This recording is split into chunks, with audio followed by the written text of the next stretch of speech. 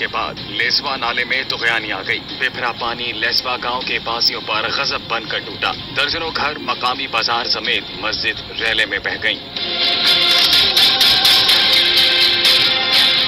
पूरी वादी में मोबाइल और इंटरनेट सर्विस मुअत्तल है। टूटी सड़कें, दुश्वार रास्ते, सैलाब, बारिश और सख्त मौसम के बायस दुरुस्त आदादोशुमार हासिल करने में मुश्किलात का सामना है। रेले में मुतादिद दुकानें और मकानात के मुनहदिम होने का खदशा है। स्पीकर कानून साज असम्बली शाह गुलाम कादिर मुतासिरा इलाकों में इमदादी कामों की निगरानी के लिए रवाना हो गए। SDMA हुकाम का कहना है सैलाबी रेले में बह जाने वाले अफराद की तलाश जारी है।